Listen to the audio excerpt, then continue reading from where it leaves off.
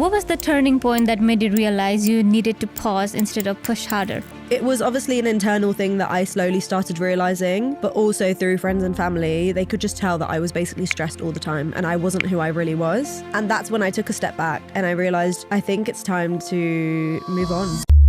Your book title is Breath Then Go Again. What does that phrase personally mean to you in your career journey? I feel like within this society, we've been told you need to just consistently be working hard. You can't be taking breaks. You need to be climbing the career ladder. So for me, Breathe and Go Again really means taking a step back, really understanding what you want, and it's okay to start again if you need to. What inspired you to write this book at this point in your career? Younger me.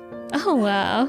And the reason I say that is because anyone who is going through a tough time, who's feeling stuck and who is in a place where they're not really sure what their direction looks like moving forward. What motivated you to reinvent yourself or shift direction in your career? For me, fulfillment is really important. And I feel like that's a big driver for a lot of people. But I think that's where my turning point came, when I realized that I need to sit down and just branch out, try and network, try and speak to people, get a career mentor, and really figure out what I want. And that's why I was able to get the job that I have now, because I was just very specific with what I wanted.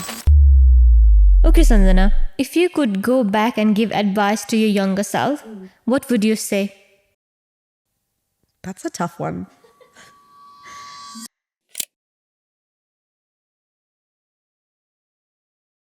Welcome back to Nichewithdikshya, a space where we explore real stories, honest journeys, and the lessons behind the career we often see only from the outside. Today's conversation is about something many of us experience but rarely talk about openly. Feeling lost in our careers, burning out while trying to level up, and learning how to start again when things don't go as planned. Our guest today is a corporate professional and an author who has beautifully captured this experience in her book, Breath, Then Go Again. Though her journey, she reminds us that success isn't always about moving faster. Sometimes it's about pausing, breathing, and finding the courage to try again. So whether you are just starting your career, navigating change, or feeling stuck, this episode is for you. Let's dive in. Welcome to Nichewithdikshya, Sanjana. Thank you. Thank you. So grateful to have you here. Honestly, it's just incredible. And it's so surreal as well to be on the other side, because obviously having a podcast, I'm normally the one who's interviewing people. Yeah. So it's really nice to be on the other side. Okay, let's get into your book, Sanjana. Your book title is Breath, Then Go Again. What does that phrase personally mean to you in your career journey? So for me, I think it means taking a step back and really pausing. Mm-hmm. I feel like within this society, we've been told you need to just consistently be working hard, like you can't be taking breaks, you need to be climbing the career ladder. And sometimes I feel like that leads to burnout if you're not careful. So for me, Breathe and Go Again really means taking a step back, really understanding what you want, and it's okay to start again if you need to. Okay. Was there a specific moment when you realized you didn't have everything figured out and that it was okay? Yes. So I think actually probably after university, I feel like a lot of people don't really prepare you for that, right? Absolutely. Like you don't really know what you want to do when you come out of university. And that's when I felt like so actually during COVID, that's when I was at university. And I think that obviously had a huge impact anyway on my career. Yeah. So when I was applying for jobs, I basically just took the first thing that I could because it would get my foot in the door. And then after that, I think it's when I got into my first job where I realized I just didn't have any fulfillment from it. I really didn't enjoy it. It wasn't rewarding at all. Okay. And that's when I realized that this isn't for me, and I really need to I really need to understand what I actually enjoy. So what was the first job? So my first job was in recruitment. Okay. I know that, to be honest, typically a lot of people say it's either for you or it's not. And I completely agree with that. I think recruitment is one of those jobs where it is like a stepping stone. Okay. It's kind of a graduate job where you stay there for a while and gain that experience. And then after that, you kind of branch into whatever you want. But for me, I feel like it was just too transactional because you know, for example, I had a 360 role where I would do some business development and bring on new jobs, but also I would place candidates within roles. However, the reason why it was transactional is because you would speak to that candidate once and that's it. Yeah. And I feel like I wanted to be able to build relationships with people, and you can't really do that in that kind of role. And then on the other side, of course, it's a sales role. I think within sales, there's always high KPIs, you know, there's high demands. And within that organization specifically, I kind of feel like I felt like a number rather than a person. And that's when it came, I kind of realized that this isn't for wasn't me. the fun. Yeah. Okay. So when you said about burnout, what is the first notice sign of burnout? What did you notice the first signs of burnout in yourself? I think it was staying late at work. I was the last Staying one. late at work, okay. Yeah, I was the last one staying in the office till 7 p.m., 8 p.m. Oh my God. And that's when I realized, I was like, this isn't me, you know, like I'm very strict with my timings. And, you know, like usually I'm very good with my work-life balance. So when it came to me staying in the office late and not a single person being around, that's when I really realized. But it got a lot worse after that. I feel like if you are feeling anxious when you're coming into work, that is not a good sign. And you really need to reflect and understand, why are you feeling that way? Is it the environment? Is it your manager? It could be a few different things, right? So was it your manager? I think it was a mix of things. I think it was the environment. Okay. But I think also management, you know, like previously I've had a few like micromanagers, and having to navigate that can be quite hard, especially when you're in your first job, because of course you don't want to upset anyone, right? It's your first job. You don't really know how to navigate that. Yeah, you want to be you want to make everyone happy. Yeah, you basically want to be a people pleaser. Yeah. But you also need to realize that sometimes if you're being treated in a way that you shouldn't be, you need to speak up about it. So that was one of the other signs. So did you? Yes, I did actually. Yeah. Okay. So I spoke to my director, and I essentially just said to him, look, I don't think that this team fit is for me. Is it possible to move to like maybe a different team? I do feel like when I went into my next team, I mean, to be honest, I feel like I still had issues with the manager. Okay. But I know that everyone's not perfect, and you know, you sometimes just need to be able to adjust. But I just think in general, the environment wasn't for me, and I feel like within that organization, managers are a certain type of people. Okay. And yeah, it just wasn't for me. But other signs that I faced was, for example, not feeling hungry. Lack of appetite, not being able to sleep properly. Things like that really, really affect your day. And especially when you're going to work every single day, they're just basic human needs, right? Like you need to be able to sleep. You need to be able to eat properly. And that's when I realized that something's seriously wrong and that I need to figure out. Okay. Do you think it was because of the pressure? I think it was the pressure. But I also think like it's because I didn't really enjoy what I was doing. You know, if you're coming into a job every single day for a year and a half and you're not really enjoying what you're doing, there is going to come a point where you realize that you've got to change something within yourself. Yeah, basically. Okay. What was the turning point that made you realize you needed to pause instead of push harder? I think, to be honest, my family saw it as well. I feel like a lot of people around you can realize that you're kind of changing. So it was obviously an internal thing that I slowly started realizing.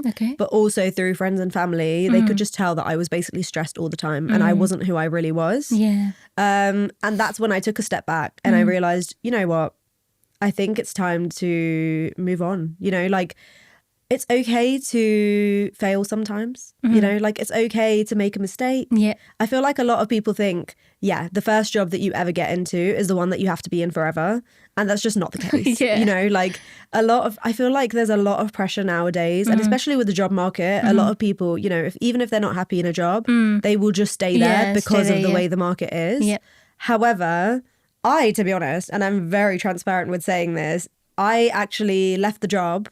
I handed in my notice without even having another job in hand. Okay. Because the environment... That's a risk. Yeah, I know. It was a big risk. And I think, to be honest, like, but the environment just affected me so much that I was like, would I rather just take some time out and understand what I really want to do? Okay. Or do I want to stay in a job where I'm just not being treated the way that I want to be? Okay, Sanjana, when you talked about environment, what sort of environment you're talking about? Is it like, your co-workers not speaking to you like openly, or like they are blackmailing you, or like they're taking your credit? What sort of environment you're talking about? So I think when I say environment, I mean a competitive environment. Okay. So for example, I don't know why this was kind of the mentality within the organization, but they would kind of pin you up against someone else within your team. Okay. And I think Okay, so they go, okay, I got it. I think that makes it really competitive. Yeah. And also, it kind of doesn't help you to build trust, right? You're not really going to trust someone when you're up against them, right?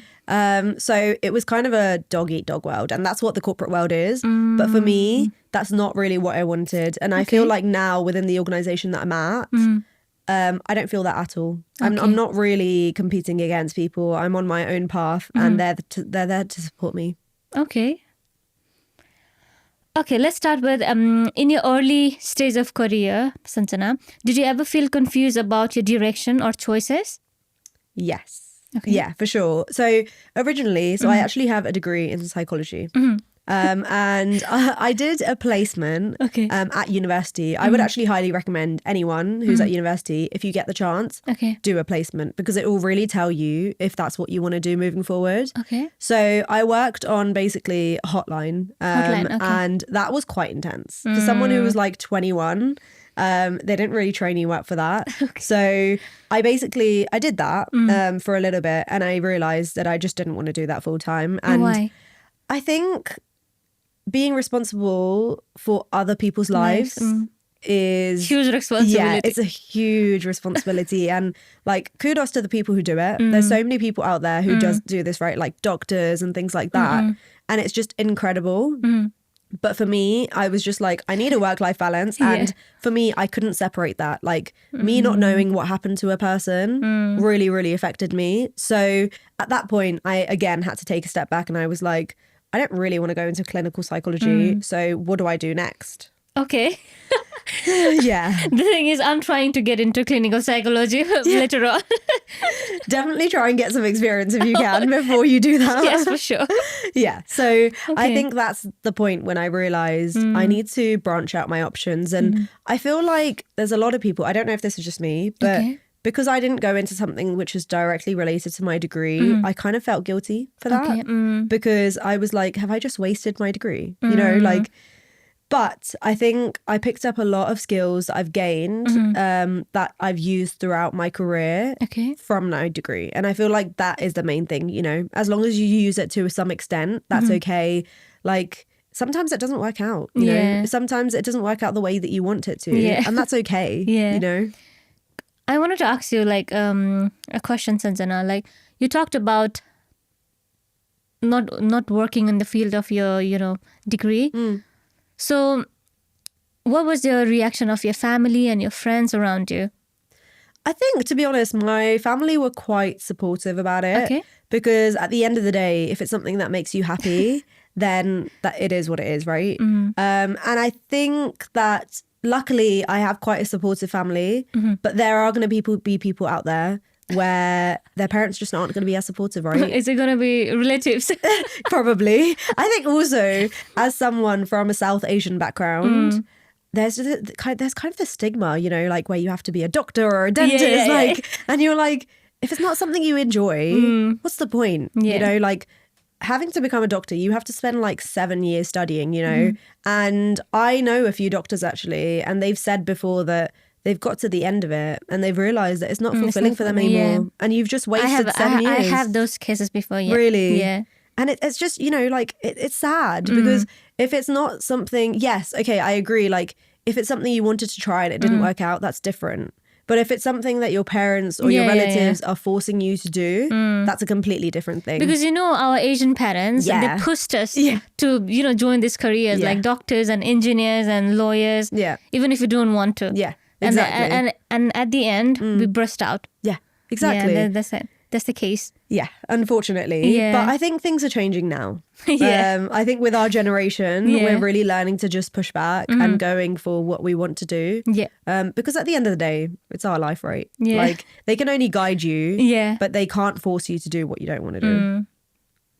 So how did you deal with the pressure of comparing yourself to others who seemed more successful or ahead? With friends. Yeah, for sure. I mean, to be honest, I feel like luckily I've always been that person who doesn't really compare myself to other people. Oh, and wow. I think comparison is a killer. And I feel like if you fall into that trap of comparing yourself to other people, you will be in trouble. Yeah.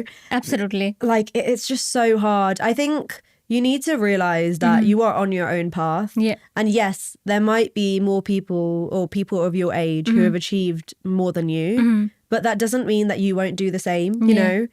So for example, at university, I had a lot of friends who did master's degrees, right? And I decided not to do one. Okay. I was the only one out of all of us who decided not to do a master's degree. And I think there was a point where I did compare myself a little bit where I was like, am I making a mistake going into the working world straight away? That kind of thing. But also, at the end of the day, like, I am enjoying where I'm at now and I feel like I'm finally fulfilled. Okay. And that's what matters, So I would definitely advise people, please, if you can, don't do that. Yeah. Okay. What motivated you to reinvent yourself or shift direction in your career? I think for me, fulfillment is really important. Okay. And I feel like that's a big driver for a lot of people, right? So when I was in my old job, I sat down with my manager and I said to her that, yes, of course, one of my drivers is money. I mean, it's the thing that makes the world go round, right? You kind of have to make money. Yeah. But my other thing was I want to help people.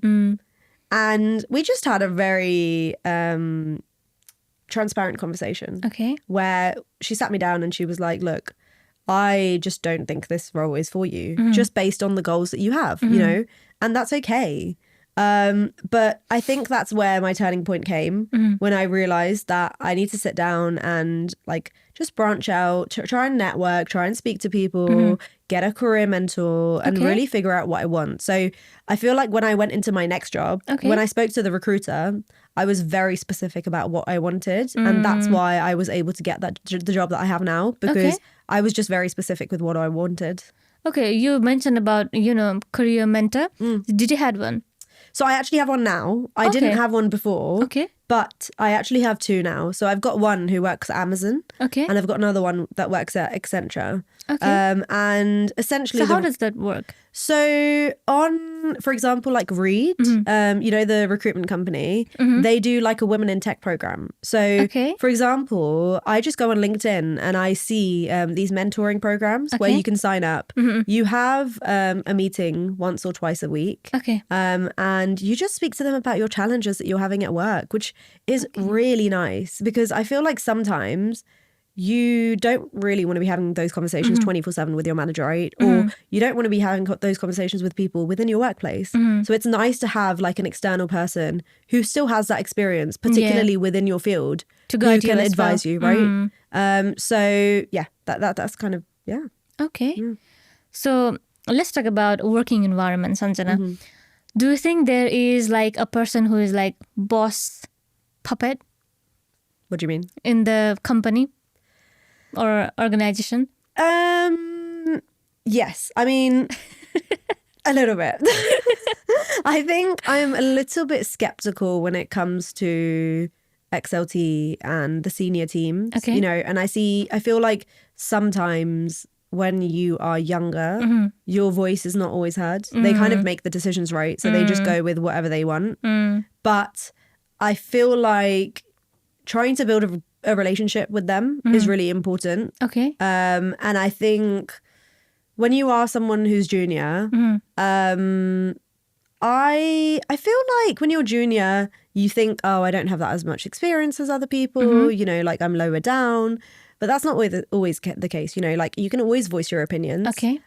People might not like your opinions, but that's a different thing. You know, that as long as you're not saying anything which is like controversial or rude, as long as you're saying it in a respectful way, I think you will be able to gain that trust with people who are higher up. So when you said like, you know, the senior people, they don't hear you, they don't hear your voice always.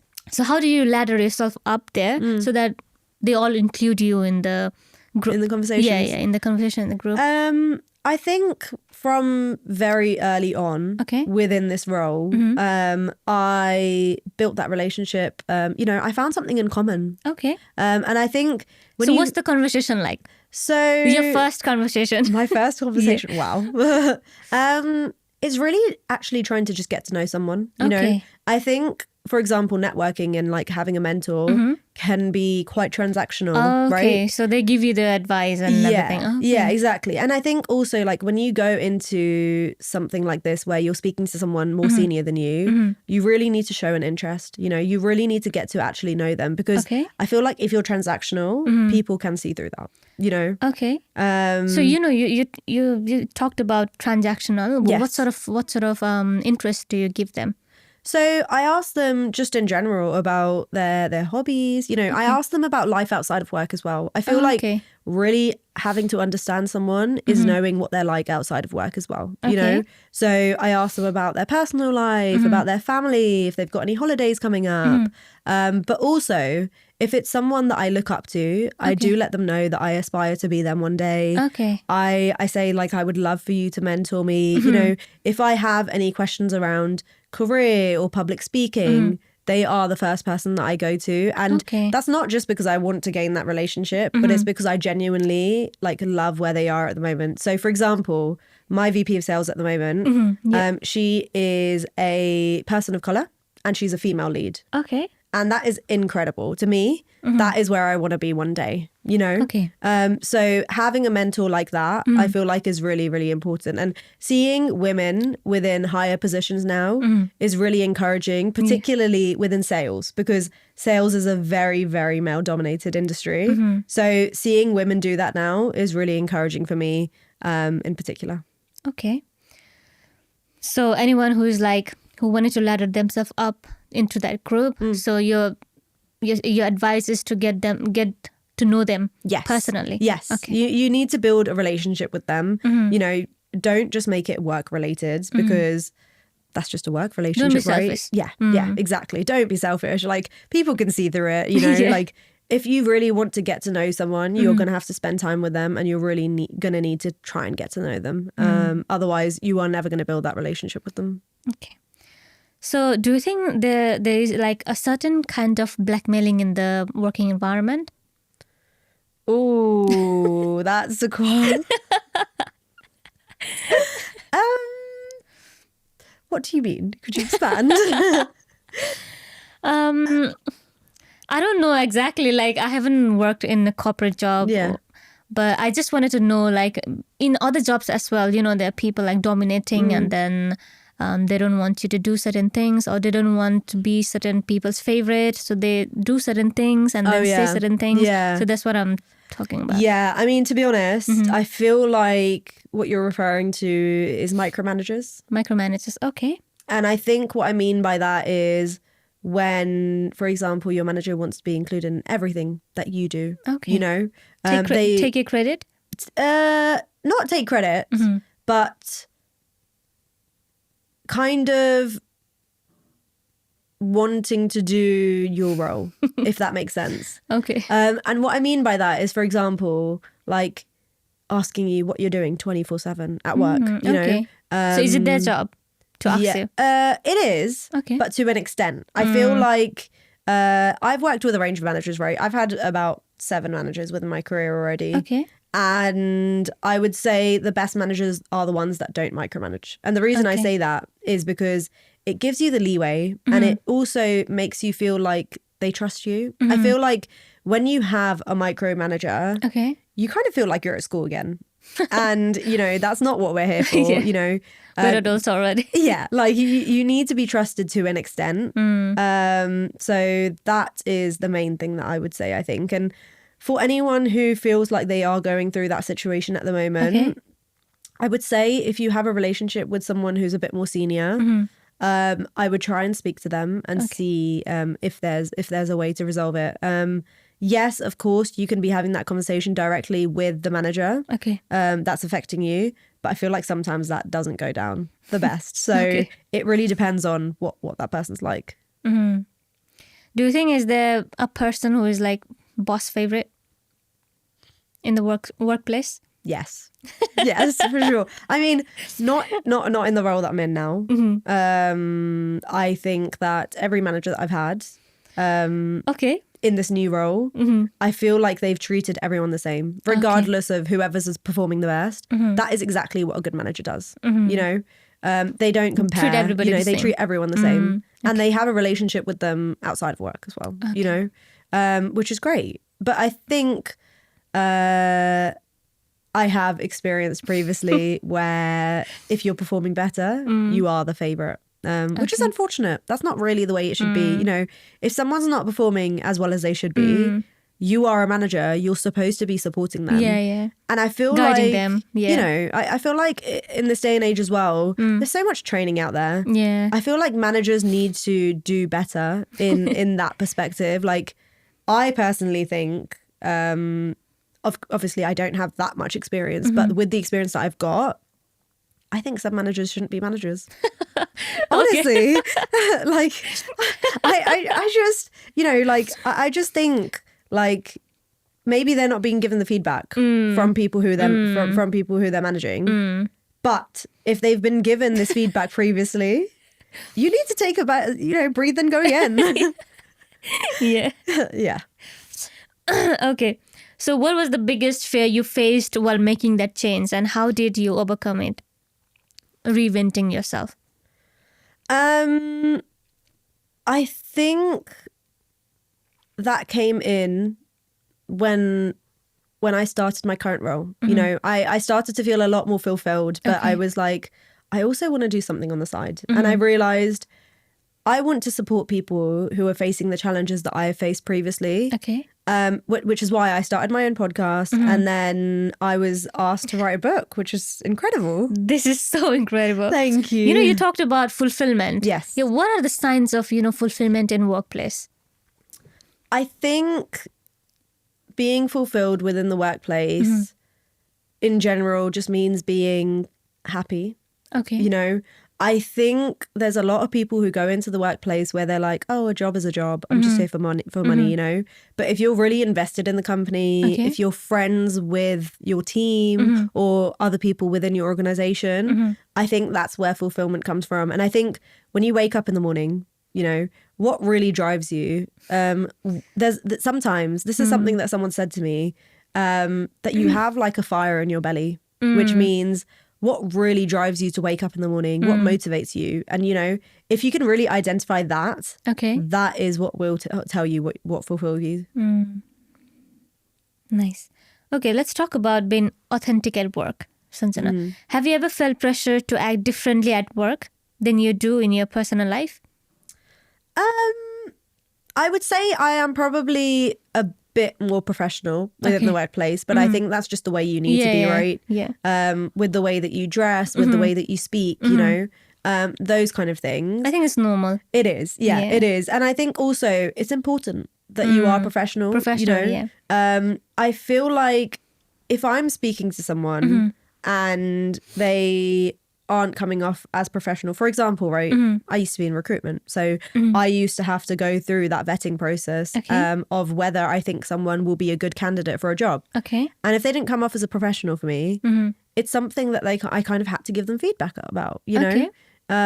So it's important. So what did you see in them, like when you met them for the first time as a recruiter? I think, first of all, dress sense is huge. Dress sense as in like what smart? You're wearing, yeah. So either you're dressed smart or you're not, you know? If you're wearing trainers when you come to meet me... Big no. No, probably not. I'm just quite strict with it, to be honest. But that's the first thing. Yeah. The second thing is body language. Okay. And the way that you communicate. Communication is so key. And I think every single job out there includes communication, right? Okay. So if you're not able to do that well, there'll be problems. What do you think about people who are introvert but then very good at their work? I think there's nothing wrong with being an introvert. Okay. And I understand like some people do still need to come out of their shell a little bit, right? I don't think there's anything wrong whatsoever with being an introvert. And I know so many people who are introverts and they're so good at their job. And I think jobs shouldn't just take people who are extroverted, I think, just because you're the loudest person in the room doesn't mean that you're the best. Yeah, you're the best, yeah. Yeah. So I really, I feel like for introverts, sometimes they may feel like those extroverts take over. But it's not always the case. I feel like if they're good at the job and they keep showing what they're doing and they're being humble, that's all that matters. Okay. So any advice for introverts? I think keep doing what you're doing.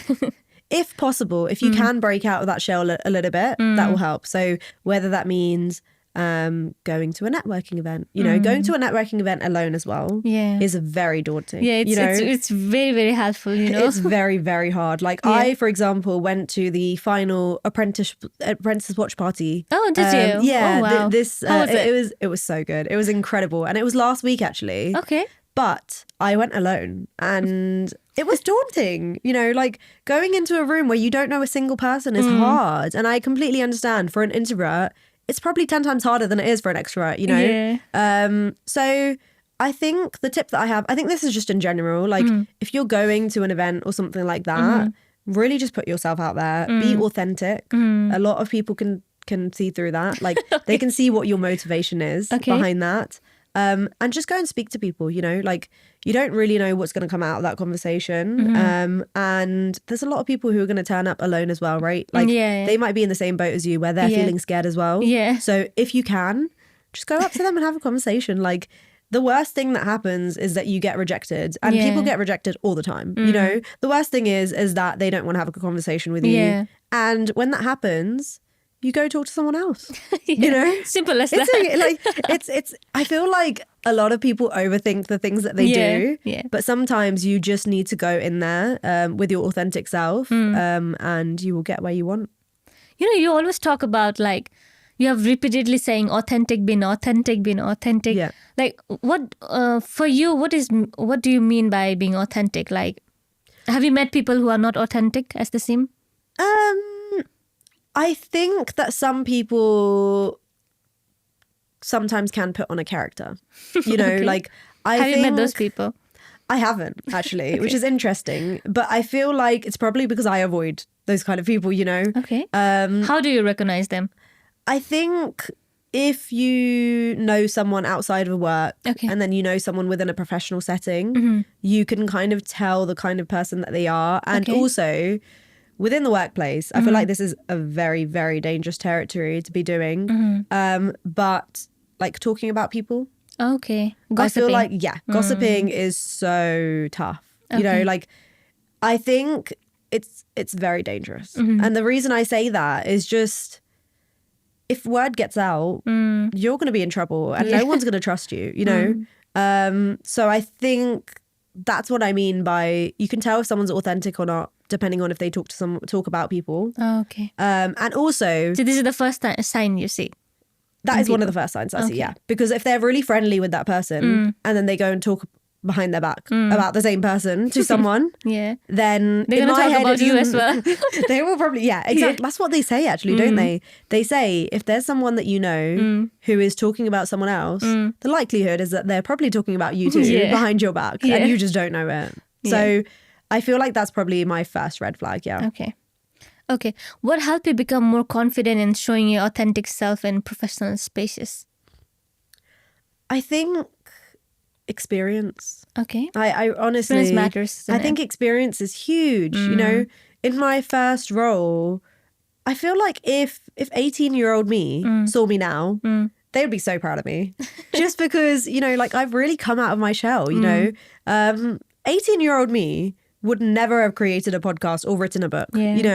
It's just, It's huge. Yeah, like this is the thing, like sometimes it's a bit of a pinch me moment where I'm like, I cannot believe where I am now.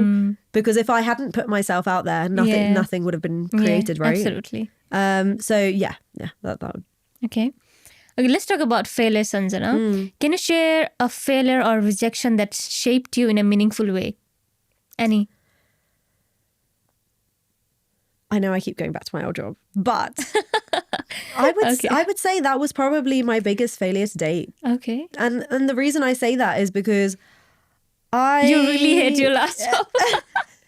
I mean, I learned a lot from it, which is exactly what you want, right? Yeah. I learned to be resilient. I learned what I liked and what I didn't like. And that's what the point is of jobs. Yeah. However, I feel like I had a little bit of the skill set for that role, but it wasn't for me, which is why I didn't perform my best in it. You know? Yeah, that's probably what I would say. Okay. What mindset helped you bounce back after that setback? I think understanding that you sometimes need to just like pause. You know, I feel like a lot of people, you know, if there was people in my shoes, they might have just jumped into a job straight away after that when I quit, you know? Okay. But for me, I was just like, I don't know what I want to do. I need to figure out, you know, I need to speak to recruiters. I need to tell them, you know, this is a skill set I have. This is what I like to do. What kind of job would you recommend for me? You know, speaking to people goes such a long way. And like, I feel like this is something that I did where if there was someone on LinkedIn that I looked up to or aspired to be in their job role, I would just message them and I'd be like, do you have 10 minutes to have a conversation about what your job entails, just so I can understand if this is something that I want to do and if I have the skill set for it. Okay. So that's very, you know, that's such a nice way to know like what you want to do in life. Yeah, I think so too. But I feel like a lot of people don't do it. Yeah. You know? Because again, there's a fear of rejection. Yeah. I don't know why people are so scared about rejection. Yeah. Like, it happens to everyone. And even if it happens, it's okay. It's you know? okay, yeah. I don't know. Maybe people's like egos are getting in the way, you know? You know, ego is the biggest problem. Yeah, an ego is, yeah.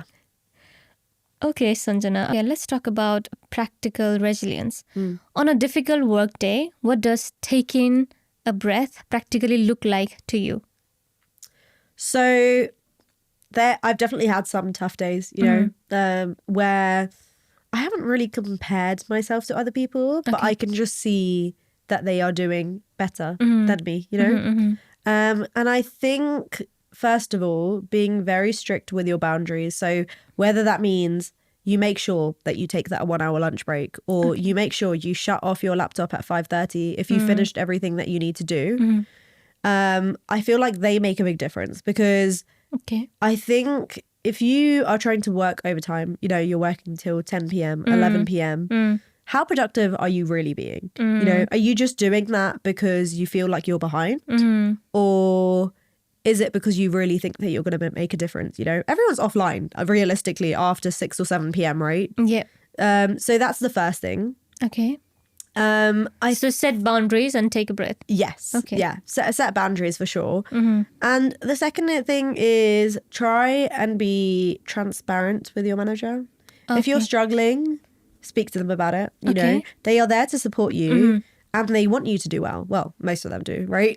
Yeah. But they want you to do well. So really speak to your manager. They can help you brainstorm, you know. I've said this to my manager before where I'm like, I'm just really struggling. You know, these clients are really new. They don't really want to have a conversation with me. Okay. You know, I don't really have an idea of what I'm able to sell to them because they're just not giving me a lot. Okay. And, you know, he gave me advice and he was like, just go and meet them for a coffee. Like, it's so effective to be in person with someone, you know. You're not being salesy. You're just having a conversation with them, you know. And I feel like, I feel like that's the second thing. Okay. So is the conversation about sales or is the conversation just about themselves or between the two? It's just understanding a bit more about their business. Okay. It's not trying to sell them at all, anything at all. But it's just trying to actually see them in person because I feel like nowadays a lot of things are on Teams, right? Like since COVID, everything is online. And that's unfortunate because I feel like in person is a lot more effective than online. Yeah, absolutely. So yeah, that's the second one. Okay, any daily habit or routine that help you to stay resilient or grounded? I think And rituals you do? Yeah, I mean, well-being, looking after your well-being is so important. You know, whether that means going for a walk, going for Pilates, going for tennis, you know, I feel like you need to find something outside of the workplace that you enjoy. You have to find a hobby, otherwise you will go crazy. Like, you know, like you cannot just have a 9 to 5, eat, sleep, you know, that's not how life works. You know, you really need to find something that you enjoy, whether that means meeting friends after work, you know, picking up a hobby or a sport, watching your favorite movie. I feel like a lot of these things are quite basic, but there's still a lot of people who don't do it. Yeah. You know, and I understand when you're younger, you know, there is a lot of pressure on you. You've just come out of university and you want to succeed. Yeah. But also you need to take care of your well-being as well. So what is your daily habits, like hobbies do you do after work? Oh, that's interesting. So I typically I'll try and see a friend for dinner, just try and catch up with someone. Or I like to go for a walk after work as well. I think the weather's getting a lot better, which really helps. I think when it's dark outside, particularly in London, it's not the nicest, you know, but picking up some kind of hobby like that is really important. Or even, you know, even like a simple FaceTime with your friend or like, or a family member makes such a difference. Just having someone to speak to, I think.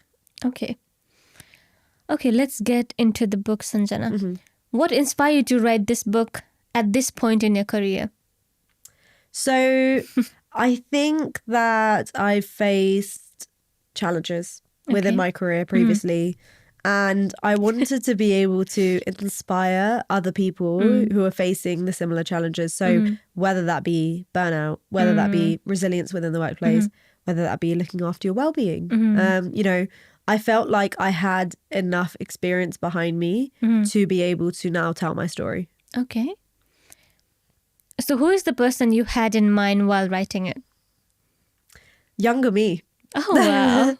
And the reason I say that is because I wish I had a book like this when I was younger. You know, no one really tells you what to do. And there's, to an extent, there's only so much that your friends and family can tell you, you know. They're not really in your shoes. So it's up to you to figure out what you want to do. So I created it really for my younger me, but also anyone who is going through a tough time, who's feeling stuck and, you know, who is in a place where they're not really sure what their direction looks like moving forward. Okay, Sanjana, why the name Breath Then Go Again? Because I think sometimes people just need to take a step back and pause, you know. What Breathe Then Go Again really means to be is, what Breathe Then Go Again really means to me is to take a step back and pause and realize that you don't need to be on the go all the time, you know, to realize that it's okay to not know what you want to do. You don't need to know what you're doing all the time. And yes, social media makes it look like people know what they're doing. You know, it makes people think that people are in control and they know exactly what they're doing, you know, but behind that screen, is that really what people are like? Or is that just what they're showing? You know? So it's really just taking a step back and understanding what you want for yourself and your career. Okay. So what is the one lesson from the book that you wished more professionals understood earlier in their careers? I think it would be just put yourself out there and be more confident. Like the opportunities, it's so important. Like I think that being confident creates so many opportunities for you and it opens so many doors for you, you know.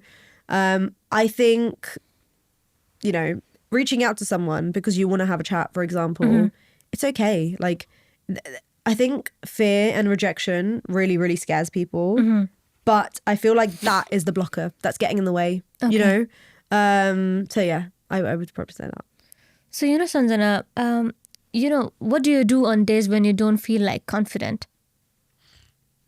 Have you ever had those days? I have that a lot actually, because sometimes I put up a social media post and I'm like, oh, this didn't do as well as it should be. And I'm like, oh, other people's are doing so well. You know, there is that element of doubt and comparison. However, I take a step back and I reflect and I'm like, look at how far you've gotten. Yeah. You know, success doesn't happen overnight. You know, the people who are successful now really are those people who have put the time and the work in. It doesn't happen straight away. No. And yes, whether your post does well or not, you know, there's always an opportunity to create more content. Yeah. You, to be honest, do not know. I feel like everyone's still trying to figure out social media, right? Yeah.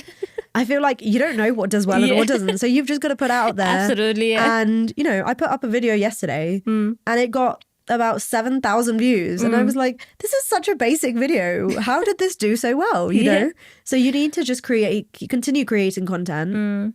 And from like a personal perspective, like a work perspective as well. So I've actually got a few diagrams and exercises throughout my book. Okay. So there's one called the fixed versus growth mindset. Okay. And what this growth mindset says is, for example, you have two outlooks, right? So, for example, if you've made a mistake, you can take a fixed mindset, which would say, oh, I'm a failure. I am not going to succeed at my job or the job that I'm doing at the moment. Okay. The growth mindset would be, I did make a mistake. However, what can I grow? What can I learn from it? Okay. How will I grow from this mistake, right? And I feel like a lot of people fall into that trap of a fixed mindset. And I used to be that person, unfortunately. I used to be that person. However, I've grown and I've learned to be a person with a growth mindset, because life just feels so much better when you have that mindset. It's important, isn't it? Yeah. Yeah, it's important. Because you're going to make mistakes anyway. Yeah, exactly. Like, I think when you're younger as well, you're just worried, right? Like, you're like, oh my God, I've made a mistake. Oh my God, I'm going to get fired, you know? But that's not how it works. One mistake is not going to completely turn around your role, you know? So, absolutely. Yeah. Okay, Sanjana. If you could go back and give advice to your younger self, what would you say? That's a tough one. I would say believe in yourself. I feel like I wasn't the most academically smart within my school, you know, and there was a lot of comparison around me, particularly because I'm a South Asian woman, right? Yeah. There's a lot of people who got into better schools than me, better universities.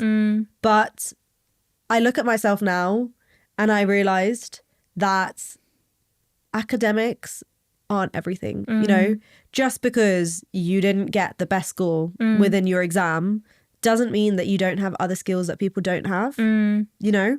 I think there's a lot of pressure nowadays as well to try and that you have to go to university, you know? You can't do an apprenticeship. You have to do that kind of thing. But you need to realize that everyone has different skill sets, right? Yeah. So maybe, yes, I'm not the most academic, you know? Maybe I didn't go to Oxford or Cambridge. However, I've built something that I really care about and I'm making an impact on people. And at the end of the day, that's what makes that's what matters for me. Yeah, exactly. Yeah. Okay. For someone listening who feels stuck, burnout, or unsure about the path, what is one message you want them to remember? I want you to remember that it's okay to feel like this, but it's important that you actually do something about it. You know, if you are feeling stuck or in a rut or you're really not enjoying your job, make sure that you take that initiative and make sure you're being proactive about going out there and speaking to people about what other roles there are out there, you know, whether that be through a networking event, whether that be through LinkedIn, whether that be through talking to your friends and family. You know, there's so many connections out there. You really just need to sit down and do a bit of a brainstorm and say, look, so these are the skills that I have. These are the kind of roles that I feel like I would enjoy. And then just piece it together, you know. And in this day and age as well, we've got AI. You know, that's so useful. Put it into AI and tell them, you know, these are the kind of skills that I've got. but I don't really. And also maybe list out the things that you don't like in the role that you're already in. Okay, so that's important as well. Yeah, for sure. I think that's really important. Otherwise, it will just give you the same job role again. So you really need to talk about, this is what I don't like in my role. This is what I do like. Now help me understand what job I could be doing moving forward. Okay. You talked about being proactive. Is it important to be proactive, Sanjana? Yes, massively. I would say, for example, like with myself, I wouldn't have got to where I am now if I wasn't proactive. You have to jump at every opportunity. And yes, I understand it may seem that like you're keen and things like that. But at the end of the day, it doesn't matter. It's your career at stake. And also, even if you've got like a side hustle, right?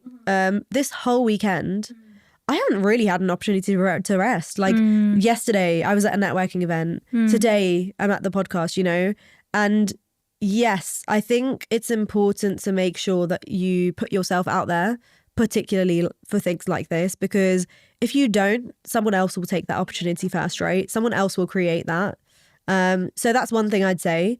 The other thing I would say is, I know it's tough right now, but whilst you've got the opportunity to rest, take it. I think when you're within careers, when you're within jobs, it's a time for you to really just take a step back a little bit, and you won't get that time again. When you're in a 9 to 5, you don't get a lot of time to yourself, right? Like realistically, you wake up at 7, go to work, come back at like 7 again, right? And your whole day's gone. So when you have this time, really take some time to just reflect, but also take some time to just rest. All right. Okay, let's start the rapid fire round. Yes. Okay. Tea or coffee? Tea. Office or work from home? Work from home. Promotion or peace of mind? Promotion. Busy or balanced? Balanced. Risks or stability? Stability. Planner or phone reminders? Planner. Early bird or night owl? Night owl. Success or happiness? Happiness. One word to describe your career journey. Adventurous. Nice one. One habit that changed your life. Putting myself out there. So that's the end of our conversation, and it was really, really nice. I really knew about, corporate world, even though I have not worked a single day in the corporate world, but I know so much more, and I know so much of the working environment, of the burnout, of the managers. So it's really nice. So thank you so much, Sanjana, once again. Thank you so much. This has been great. Yeah.